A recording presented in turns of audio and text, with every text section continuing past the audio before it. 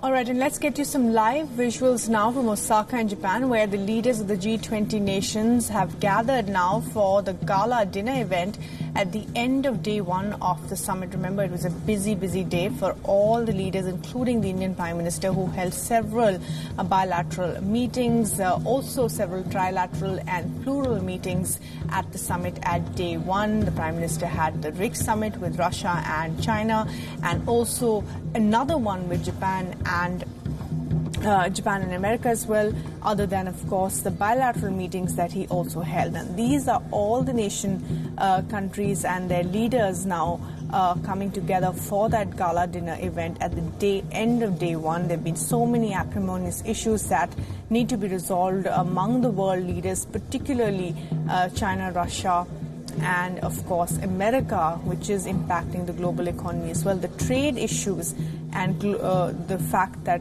the U.S. is pushing for protectionism everywhere has taken center stage. The other big issue, of course, is climate change. And Prime Minister Modi will also, of course, be meeting the French President Emmanuel Macron tomorrow, among all the other issues that have been discussed. There's also the issue of terrorism that was brought up at the BRICS informal summit. And the Japanese Prime Minister also raising some concerns about, of course, global terrorism linked to economic offenders as well.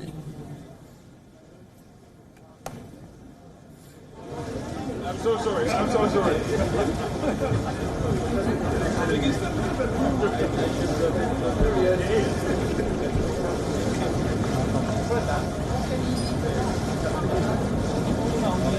The Prime Minister also held a meeting with the South Korean leader Moon Jae-in. There was also a pull aside with the WTO, the World Bank chief as well.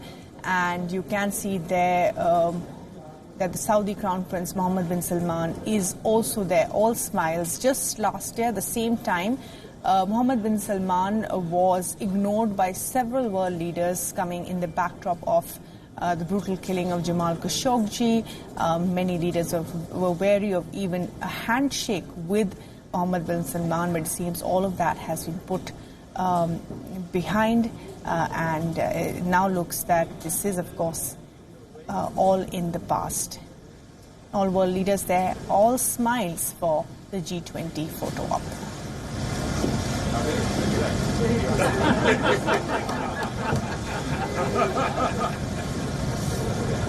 Thank you very much.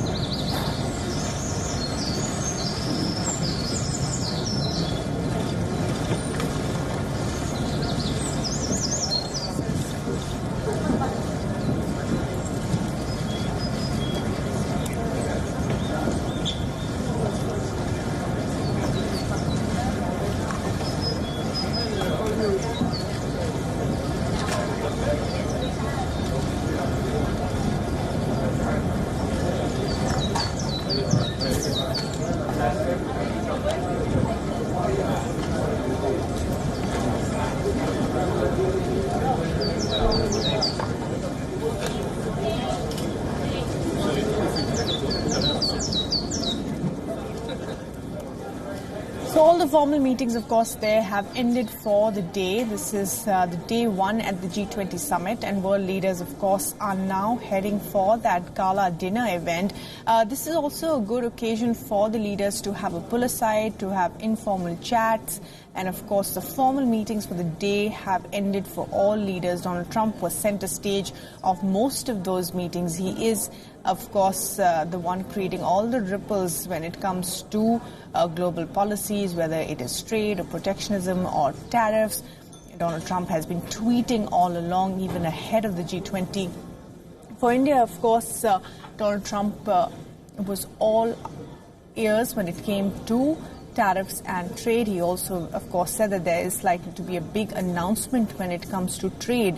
We're all awaiting what that big announcement would be eventually. But, of course, for India, the big worry has been the growing trade tariffs. And from the American side, there have been several irritants in this relationship, going to the 5G networks that Huawei, the Chinese telecom giant, has been laying in India, to the Iran oil sanctions, to, of course, H-1B visas, and, of course, the trade barriers as well. Iran was touched upon in that meeting between the U.S. President Donald Trump and the Indian Prime Minister Narendra Modi as well. But India put it in a more global context of having peace in the Gulf and ensuring that peace and stability continues in West Asia and in the Middle East. Of course, the more important and pressing issue for India at this time is that there are oil sanctions that are affecting India, and Iran is our largest oil supplier. Some Commerce Ministry statements records suggest that there are only crude oil reserves for the next 9 days or so.